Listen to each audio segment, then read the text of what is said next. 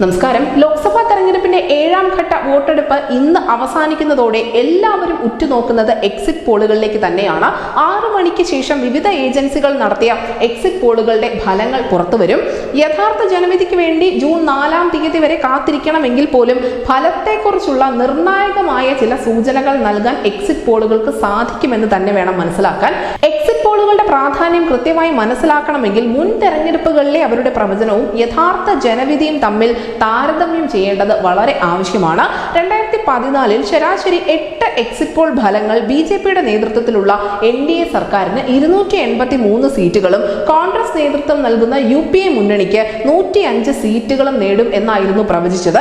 യഥാർത്ഥത്തിൽ ആ വർഷം ഉണ്ടായ മോദി തരംഗത്തിന്റെ വ്യാപ്തി അളക്കാൻ ഒരു എക്സിറ്റ് പോളിനും സാധിച്ചിരുന്നില്ല എന്ന് തന്നെ വേണം മനസ്സിലാക്കാൻ. NDAക്ക് 336 സീറ്റുകൾ ലഭിച്ചപ്പോൾ UPA നേടിയത് 60 സീറ്റുകൾ മാത്രമായിരുന്നു. ഇതിൽ BJP 282 സീറ്റും കോൺഗ്രസ് 44 സീറ്റുകളും മാത്രമാണ് നേടിയത്.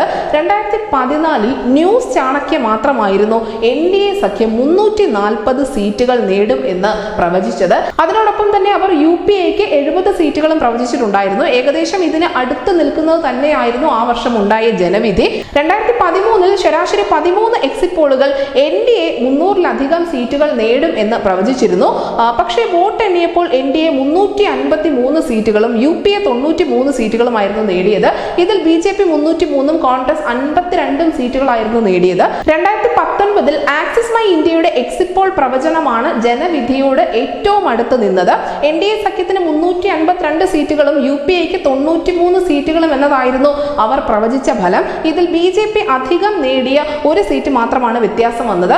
ന്യൂസ് 24 ടുഡേയും ചാണക്യയും BJPക്ക് 350 സീറ്റുകളും UPAക്ക് 95 സീറ്റുകളും പ്രവചിച്ചിട്ടുണ്ടായിരുന്നു. ന്യൂസ് എക്സ് നേരത്തെ ആയിരുന്നു BJP സഖ്യത്തിന് ഏറ്റവും കുറവ് സീറ്റുകൾ പ്രവചിച്ചത്. NDA 242, UPA 164 എന്നിങ്ങനെയായിരുന്നു അവരുടെ എക്സിറ്റ് പോൾ ഫലങ്ങൾ എന്ന് പറയുന്നത്. തീർച്ചയായും എക്സിറ്റ് പോളുകൾ വരുന്ന ജനവിധിയെ കുറിച്ചുള്ള കൃത്യമായ ചിത്രം നൽകുമെങ്കിൽ പോലും ഇതൊന്നും പൂർണ്ണമല്ല. എക്സിറ്റ് പോളുകൾ പോലും പാടെ തെറ്റിയ ചരിത്രവും നമുക്കുണ്ട്. എന്തായാലും കാത്തിരുന്ന് കാണാം. ഇപ്പോൾ ഏതാനും മണിക്കൂറുകൾക്കുള്ളിൽ തന്നെ എക്സിറ്റ് പോൾ ഫലങ്ങൾ വന്നു തുടങ്ങും. ന്യൂസ് ഡെസ്ക്, ന്യൂസിന്റെ മലയാളം.